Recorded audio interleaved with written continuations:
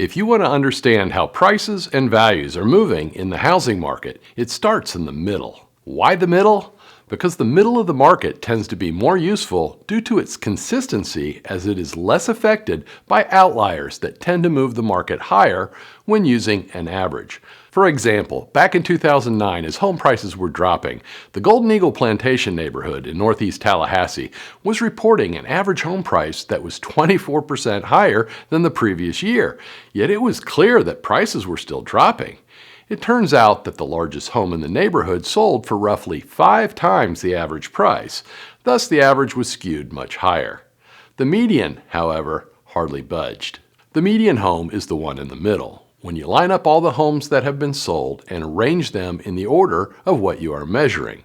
So, the median home price is the home in the middle after organizing all home sales by price. Regardless of your price range, this report provides real estate consumers with valuable insight into present activity in the Tallahassee real estate market and provides a foundation for understanding the overall movement and pace of home prices and home values right now. Though today's report uses data from the Tallahassee real estate market, I can tell you that it is highly likely that this will reflect what's going on in the majority of U.S. markets too. I continue reading and hearing from agents around the country about their markets, and from coast to coast, real estate agents are reporting similar movements at the median. In today's report, we'll look at the median home price, median home value, and median home size in 2 separate ways. Additionally, we'll compare the current real estate appreciation rate with past year's rates and identify an unexpected new trend forming.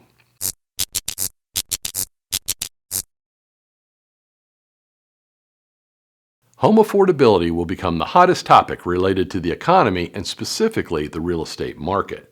Home prices are soaring. Rents are soaring too. Earlier, I mentioned that the Tallahassee housing market is a fair bellwether for the overall U.S. housing market, and I have found a good way to demonstrate my point.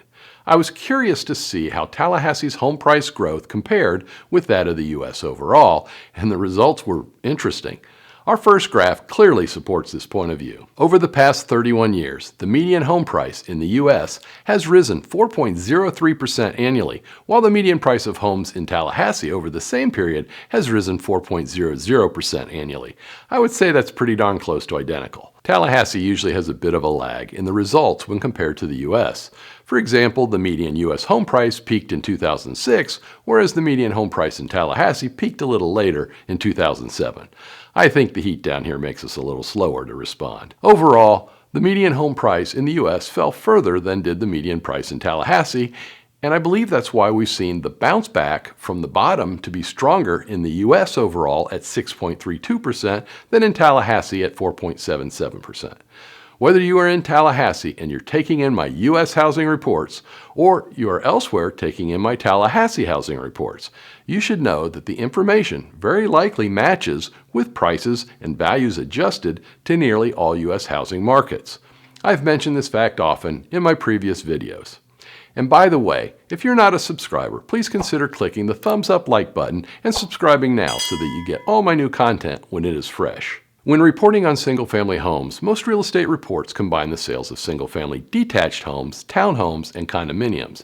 But today we'll dig a little deeper to uncover that each home type is performing differently. The first set of graphs segment the market by property type, while the second set separates new homes from existing homes. This graph examines the median home price segmented by property type. What it reveals is that the median single-family detached home price is moving higher at a faster rate than is the median single-family attached home price. Detached homes are plotted in red, while attached homes are plotted in blue, a solid line for townhomes and a dashed line for condominiums. The median home price for single-family detached homes continues to set new all-time highs, leaving the past high years well behind it. Townhomes have also reached new all-time highs, but that's not the case for condominiums. The median condominium price continues to struggle due to the oversupply of high-rise units downtown. Here's how the median home price has changed since the previous market peaks in 2006 and 2007. Single-family detached homes, the median is up 34% since 2007. Townhomes, the median is up 7% since 2006. And condominiums, the median is down 23% since 2006. It really is just the detached homes that have exploded higher, but you can expect the rest to follow suit as detached inventories shrink. Low mortgage interest rate loans have enabled buyers to increase the amount they pay for homes without increasing their monthly mortgage payments. Low rates have fueled buyers of late, but this fuel for the market might be thinning out as interest rates have already moved 0.5% higher in 2022 and perhaps are getting ready to move even higher. The relative supply of homes for sale remains near an all-time low, allowing sellers to demand more money for their homes. How prices move this year, I believe, is set in stone. Higher. The rate at which they move will be determined by the pace at which mortgage interest rates rise. Much like the median home price, the median home value is moving higher rapidly for two of the three property types. Single-family detached homes and townhomes are finding new highs, while condominium units are still struggling. Here's how the median home value has changed since the previous market peak in 2006. Single-family detached homes, the median is up 25% since 2006. Townhomes, the median is up 11% since 2006. And condominium, the median is down 24% since 2006. The market has always favored detached homes, but the disparity in the recovery in values, I believe, relates to the type of buyers in the market. Back in 2006, there was an unhealthy percentage of inorganic buyers. Those are people who were not buying to use the property, rather they were speculating on flipping homes for profit. Plenty of buildings were converted to condominiums, and the speculators found great returns until the market was glutted with supply and values started falling. This is clear in the graph. Due to the unattainability of detached homes, townhomes are finally moving higher at a faster pace, while the road to recovery for condominiums is much bumpier. The downtown condominium market still has a glut of supply, and now, 15 years after their birth, there's not been a strong sign from the market that there's significant demand for this product. It seems that one result of the COVID-19 pandemic, at least during its first 2 years of life, is a reduced desire for vertical urban living spaces during a time in which we're all trying to socially distance ourselves from our neighbors. It will be interesting to see how this resolves long term as the treatments and vaccines for the virus become more effective and more common. This graph tracks the median home size by property type. I always like to include size graphs whenever we study prices and values. A change in the median home size is usually the difference between what buyers are spending and what sellers are getting. It's common for prices and values to move at different paces. For example, now that mortgage interest rates are moving higher fairly rapidly, it's going to create some sticker shock and home affordability issues among buyers. This means that demand should weaken. But at the same time, inventory is near record lows. Builders are not producing at historically normal rates, so the supply of homes for sale will still be too low for the new lowered demand. Homes will still be appreciating in value. When the year is over, I expect home prices will have moved higher, but home values will have moved higher at a faster rate. This suggests that we'll see the median home size decline. Over the long haul, prices and values typically move along similar growth lines, just with variances along the way. But during the short term, like what we'll see in 2022, it's very helpful to see how prices and values vary and then use the current trends to forecast the near future. The median home size graph shows that today's buyers purchasing larger townhomes and single-family detached homes than they were during much of the housing bubble formation years. With the strength of available low mortgage interest rate loans, buyers have been spending more money buying bigger homes than they could if interest rates were higher. Now that rates are moving higher, we can expect to see the median home size move lower. The first portion of our report segmented the market by property type, but the next three graphs segment the market between new construction and existing homes. This critical view of the housing formations makes it clear why we are seeing such extreme market conditions today. This graph shows the median home price of new homes in blue, existing homes in red, and then the overall median home price in gray. Through just 1 month in 2022, we find that the median new home price has moved nearly 22% higher than last year's median. Is this just a short-term glitch in the data or a sign that the supply chain issues have rocked new home construction?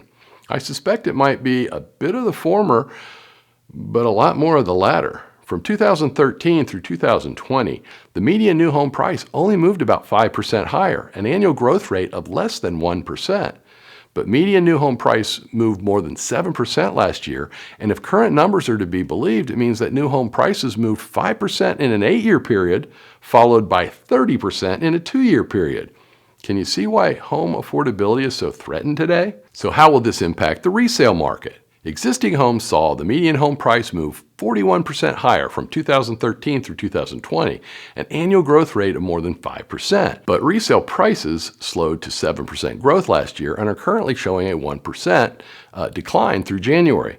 Now, before we go saying home prices are falling, after just 1 month, we have to give the market some time to accumulate data.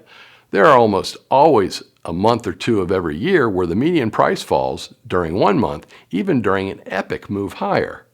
Today, the median new home price of $398,000 is 74% higher than the median existing home price of $229,000. Overall, the median home price of all homes is $250,000. This next graph reports the median home value of new homes in blue, existing homes in red, and then the overall median home value in gray. I believe the best measurement for the real estate appreciation in a market with sufficient sales is the movement of the median existing home value over time. In 2021, existing homes appreciated at 11.4%, more than 3 times the average we saw in the 1990s. This is alarming as it is toxic to home affordability. Note that the builders have been holding their costs fairly steady until last year, but the issues we've been warning about seem to have new construction costs soaring. While some of these soaring costs are directly COVID-related and will soften, others are not. I'll be curious to see how the 75% increase in the minimum wage that Florida is undergoing does to the cost of new homes and how that impacts the production of the homes our market so badly needs. I'm not optimistic. With the recent surge in the cost of new construction, the premium that a buyer pays for a new home has reversed direction and remains far higher than its historic average. This graph plots the median new home cost in red and the median existing home value in blue, with each measured in price per square foot for the past 30 years. We measured the trend of the difference of the two in gray, highlighted in yellow, and plot this percentage on the right vertical axis. This gray line is something we refer to as the new construction premium, that extra percent that new buyers are paying to get a brand new home. During the 1990s, lots were fairly cheap, and so too were the sticks, bricks, and labor it took to bring a new home to the market. Thus, the median new home cost, on average, just about 5% more than existing home values, though it was not uncommon to see this jump above 10% for small periods of time. This graph shows how things have changed over the last 20 years. As the market began to collapse in 2006, we saw the new construction premium rise. By 2011, it had pushed higher than 40% and continued even higher to more than 55% in 2014. When the market finally balanced in 2016, we saw the premium sitting near 45%, meaning the median new home cost 45% more dollars per square foot than did the median existing home. The huge difference between new and used home values left builders in a cautious state, and the market began to move into a depleted inventory state, causing existing home values to move higher at a faster rate. Since that time, with builders producing fewer homes than the market demanded, we've seen the premium drop below 22%, only to change direction with rapidly rising new construction costs. Right now, with the market containing far too few homes for today's heightened rate of demand, I believe soaring new construction costs are only going to create extra inflationary pressure on existing home values. This will be a major punch in the gut to home affordability in 2022. Unlike what we saw in 2006 when cooling demand commenced in an oversupplied market, I believe the cooling demand in 2022 will begin with an undersupplied market, and thus we'll see banks reel in the builders before a large oversupply can occur. Additionally, the cooling demand will make the relative supply of homes increase, helping to move in the direction of traditional conditions that are not so frantic for buyers. This graph shows the median home size of new homes in blue, existing homes in red, and then the overall median home size in gray. One strong point it shows relates to how builders respond to changing market conditions. When the market was at its peak in 2006, the median home size was at its smallest. Following the market bottom in 2012, the homes in 2013 were the largest. Today, we're seeing new homes getting larger, which has me scratching my head.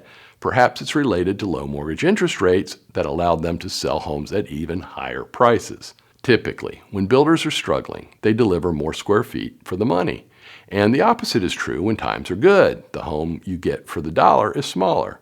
With this in mind, I expect to see the median home size for new homes decline when mortgage interest rates begin to rise substantially. The final graph in this report provides a great visual of how homes have appreciated in Tallahassee. It plots the median existing home value each year and reveals the impact that the diminished inventory of homes for sale is having on home values. The market has been undersupplied since the end of 2016, so home values have been soaring at an accelerating rate. I am fairly confident that the 1.2% decline in January is not a reason to think that we'll see values drop this year. As I stated earlier, the median home value can dip from month to month at any given time of the year. However, if we're seeing this in our next report, I'll be surprised. The demand for homes remains lower than the peak market years of 2005 and 2006, and probably lower than last year due to rate hikes in the mortgage market. With new construction representing only 10% of the inventory, though, the declining demand will result in declining supply at the same time, as many buyers have a home to sell. The continuing inventory shortage is only going to increase the pressure on home values. Yes, it's nice to see values rise, but double-digit appreciation has been eroding home affordability and could very well convert our market to one of haves and have-nots. The relative supply of homes reached new lows in 2021, and the bidding wars extended to more price ranges than we had seen in the past. I do not see bidding wars going away this year, but we'll see fewer of them at the higher price points. Despite the movement of the market in early 2022, my advice remains unchanged. If you are happy where you are and believe it's the right home for you for the next 10 years, stay and enjoy it. You might have missed your window of opportunity for refinancing, but I would still check with a mortgage lender to see if you can lower your payment, as today's rates are still incredibly low. They're below 1/2 of the 8-year average. But if you think a move is something you'll need within the next 10 years, you should aggressively pursue it today. I expect future home prices to be much higher, and mortgage interest rates are going to rise too. Not only will homes become more expensive, but so too will the money you'll need to borrow to buy the next home. This will price out many traditional move-up buyers in the future. Don't let this be your fate. Have you been thinking about moving, but you're worried you'll sell your home and not be able to find a replacement? Well, we have a solution that has been making people very happy lately. We'll get your home sold with a provision you can stay until you find the replacement home. If you never find the right one, you don't have to move at all. Ask us about our stress-free move. It just might be the answer to your prayers. If you want to see more videos about current housing market conditions, I've assembled a great playlist that you can view by clicking on the box on the top left corner of your screen. To see a popular video featuring my top 6 home selling tips, just click on the box below it. Please remember to like this video, check out the links below it, and subscribe to our channel so that you never miss anything.